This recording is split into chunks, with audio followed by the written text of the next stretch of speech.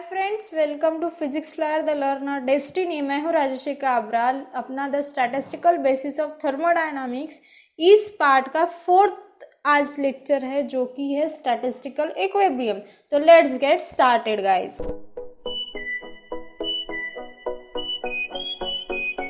So now if we have to say that an assemble is in equilibrium, statistical equilibrium में कोई assemble है, ये आपको अगर बताना है तो what are the two condition? There are two condition. First condition is the probability of finding a phase point in the various region of phase should be independent on time, and second condition is the average value for the probability of system in the ensemble should be independent on time.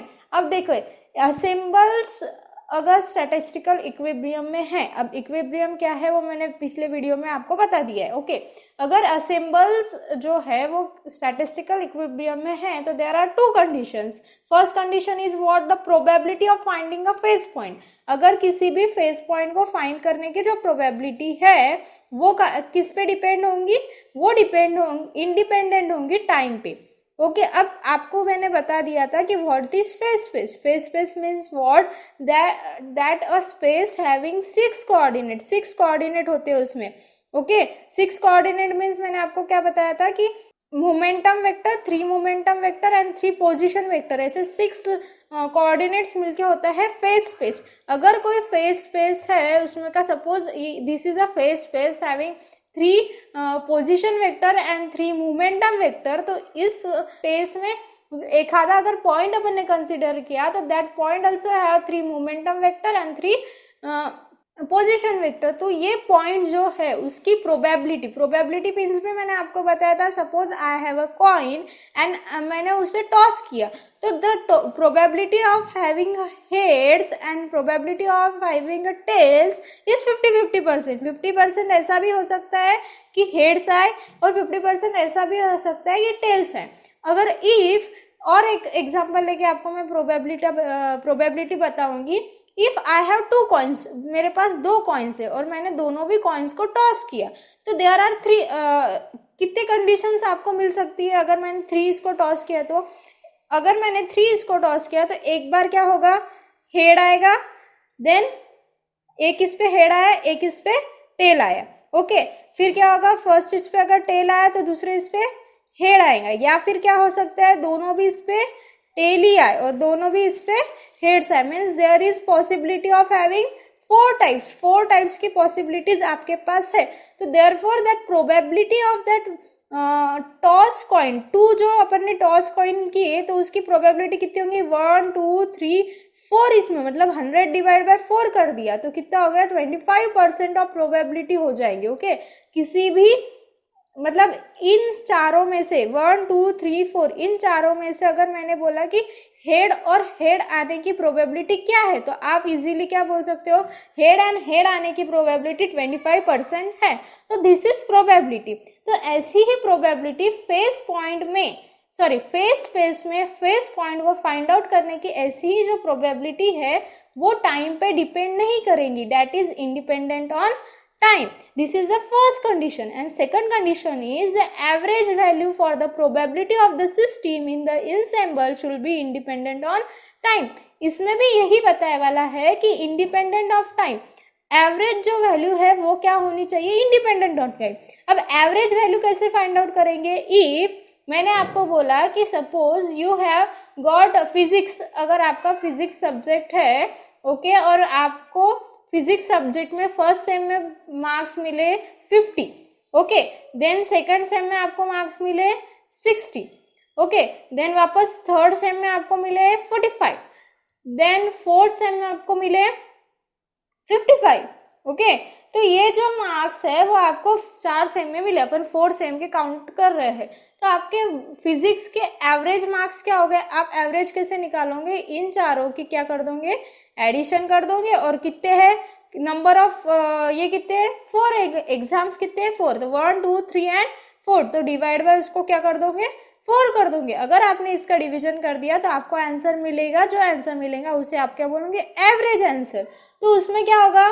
देखिए 50 plus 60 कितने हो गए 110, 110 plus 5 5 120, 120 plus 90 210, 210 को अगर आपने 4 से divide किया 210 divide by 4, 4 5 jar 20 तो 5 और फिर बाद में 8 मीन्स 52.5 वापस 8 में 2 फिर 0 हो जाएगा 5 मतलब 52.5 जो मार्क्स है आपको एवरेज मार्क्स कितने आए 52.5 मार्क्स आपके एवरेज है। ऐसे आप क्या करोगे एवरेज फाइंड करोगे। तो the probability of the system, अगर किसी भी सिस्टम के प्रोबेबिलिटी की एवरेज वैल्यू आपने निकाली इन सिंबल्स की तो that is independent on time. There are two conditions that the ensemble is said to be in statistical equilibrium। तो दो कंडीशन क्या है, एक क्या कि the probability of finding a phase point in the phase space is independent on time, and दूसरा क्या है जो एवरेज वैल्यू ऑफ प्रोबेबिलिटी आपको मिलेगी वो भी इंडिपेंडेंट। देखिए प्रोबेबिलिटी ही अगर इंडिपेंडेंट है टाइम से तो उसकी प्रोबेबिलिटी की एवरेज वैल्यू भी क्या हो जाएंगी इंडिपेंडेंट ऑन टाइम। ओके समझा आपको। अब आपको ये क्या करना है प्रूफ करना है या फिर आप थोड़ा सा थ्योरेटिकली क्या होगा ये अपने को देखना है। अब वो कंडीशन के हिसाब से जो अपन ने पहली कंडीशंस ली है तो उस कंडीशंस के हिसाब से del rho by del T P of Q equals to 0, ये कंडीशंस आप क्या करोगे, आप अगर आप कोई भी प्रॉपर्टी ले रहे हो फॉर एग्जांपल मैंने एनर्जी को क्या किया एक प्रॉपर्टी लेके मैं यहाँ पे आप प्रोबेबिलिटी ऑफ फाइंडिंग ले रहे हो ना तो कोई भी आप प्रॉपर्टी ले सकते हो। तो मैंने यहाँ पे क्या लिया एनर्जी लिया है। अब मैंने एनर्जी को रो से डिनोट किया है, मैंने क्या किया रो से एनर्जी को डिनोट किया। अब क्या बोला इंडिपेंडेंट ऑन टाइम है, अगर रो को मैंने with respect to time differentiate किया तो आपको क्या मिलनी चाहिए उसकी वैल्यू 0 मिलनी चाहिए क्योंकि वो डिपेंड नहीं करता टाइम पे। तो अगर उसका derivative with respect to T निकाले विथ रिस्पेक्ट टू टाइम निकाले तो इंडिपेंडेंट होने की वजह से वो वैल्यू क्या हो जाएंगी कांस्टेंट हो जाएंगी, और कांस्टेंट का डेरिवेटिव क्या होता है 0 होता है। अगर किसी भी कांस्टेंट का डेरिवेटिव आपने निकाला तो उसकी वैल्यू आपको क्या मिलेंगी 0 मिलेंगी। And P and Q R the coordinates, यहाँ पे और पी और क्यू क्या है कोऑर्डिनेट्स है। सो लेट मैंने रो को फंक्शन रखा एक कोई भी प्रॉपर्टी का, सपोज मैं यहाँ पे एनर्जी लेने हो, एनर्जी के अलावा आप दूसरी भी प्रॉपर्टीज ले सकते हैं जैसे प्रेशर वॉल्यूम। ओके तो मैंने एनर्जी का एक एग्जांपल लिया तो rho is a function of some property से एनर्जी। तो मैंने रो को डिफरेंशिएट किया विथ रिस्पेक्ट टू टाइम तो मुझे उसका डिफरेंशिएशन की वैल्यू क्या मिली 0 मिली। क्यों 0 मिली क्योंकि that value is independent on time. Let the property be express by alpha, अगर मैंने उसे बोला कि the property is express in the form of alpha तो रो क्या हो जाएगा rho is the function of alpha. तो क्या बोलोगे आप rho equals to rho of alpha, alpha क्या उसका एक फंक्शन हो गया, ऐसा आप बोल सकते हो। Since alpha would itself be the function of coordinate Q I and momenta pi with the value for any given system which will not change with time। अगर यहाँ पे मैंने क्या बोल दिया था P and Q are the coordinates, alpha जो है वो उसका फंक्शन है। तो अब अल्फा अगर उसका फंक्शन हुआ तो P and Q भी क्या हो गए उसके कोऑर्डिनेट्स हो गए, और वो भी क्या करेंगे which does not change with respect to time। अब मैंने अगर del rho by del T है, del rho by del T है, मैं उसको क्या कर सकती हूँ एक P एंड Q कोऑर्डिनेट्स है मतलब दो कोऑर्डिनेट्स है, मतलब आप उसको समेशन में लिख सकते हो। समेशन मीन्स एडिशन, P के कोऑर्डिनेट्स के एडिशन एंड Q के कोऑर्डिनेट्स के एडिशन। ओके तो P and Q n number of particles है उसमें, अब n नंबर ऑफ पार्टिकल है इसलिए summation from I to n equals to 0 हो जाएगा। अब यहाँ पे I टू n समेशन लिया ना तो इसमें क्या लिया ये 0 गलती से आ गया, फिर I टू n जो समेशन है उसका आंसर क्या होगा del rho by del Q I dot plus del rho by del P I dot equals to 0। अब P I and Q I does not change with respect to time. अब मैंने ये कहाँ से लिया, अब देखो ये कहाँ से आया del rho by del T है। ओके अब मैंने इससे क्या बोल दिया it is a function of alpha, alpha का ये फंक्शन हो गया। ओके अब रो को मैंने अल्फा का फंक्शन बोल दिया। अब मैंने क्या बोला रो को P एंड Q के कोऑर्डिनेट्स है, रो में क्या है P एंड Q के कोऑर्डिनेट्स है, तो मैं इसे कैसे लिख सकती हूँ del rho by del of Q del Q by del T plus del rho by del P del P by del T. Chain rule आपको पता है, चेन रूल के हिसाब से पी एंड क्यू के कोऑर्डिनेट्स होने की वजह से मैं ऐसे उसे डिनोट कर सकती हूँ। Okay, according to chain rule लगाया मैंने सिंपल, और कुछ नहीं किया। सिर्फ यहाँ पे आप कंफ्यूज क्यों हो जाओगे, यहाँ पे कंफ्यूजन का कारण आपका सिर्फ ये होगा कि मैंने del Q by del T के जगह क्यू डॉट लिया है और del P by del T के जगह पी डॉट लिया है, शॉर्टकट में लिखा है। ओके, तो कंफ्यूज नहीं होना है आपको। अब कंसिडर किया मैंने एक equation from a Levi's theorem, इसको मैंने जो भी है उसको इक्वेशन दे दिया 3। अब जो लीवाइस थ्योरम है ये अपन देखने वाले हैं, और ये जो मैंने यहाँ पे वो थ्योरम का एक ये पार्ट लिया है वो कहाँ से आया ये भी आप देख लोगे। कंसिडर कर लिया ये इक्वेशन जो आपको फाइंड आउट करते आया लीवाइस थ्योरम से कि del rho by del T. अब डेल जो है del means partial derivative of rho with respect to T, उसकी वैल्यू आपको लीवाइस थ्योरम के हिसाब से क्या मिलेंगे, minus summation of I1 to F del F means number of, जैसे अपन I1 to N लेते हैं वैसे ही मैंने F लिया है, del rho by del of QI dot plus del rho by del PI dot. इसको मैंने इक्वेशन दे दिया 4, जो कि आपको कहाँ से फाइंड आउट हुआ, लीवाइस थ्योरम से। ओके, अब जो इक्वेशन 3 है और इक्वेशन 4 है, 3 क्या था अपना, 3 था ये वाला, ये जो है ये 3 और 4 को अगर आपने साथ में देखा तो आपको मिलेगा फ्रॉम इक्वेशन 3 एंड 4। तो यहाँ पे अपन ने क्या कर दिया, उसे दोनों का यूज करके अपन ने एक इक्वेशन बना दिया 5, जो 5 इक्वेशन आपको क्या मिला, summation of I1 to F minus है, negative sign. Okay, del rho by del of QI, वो किसका फंक्शन है, अल्फा का, इसलिए alpha, Q dot of I। Okay, plus del rho by del of PI, alpha का function है इसलिए alpha लगा दिया, P dot of I। Simple है, कुछ भी नहीं, सिर्फ मैंने वहां पे अल्फा जो है वो फंक्शन लिया है इसलिए सिर्फ वहां पे क्या लिख दिया, अल्फा लिख दिया। अब आप बोलो del rho by del QI।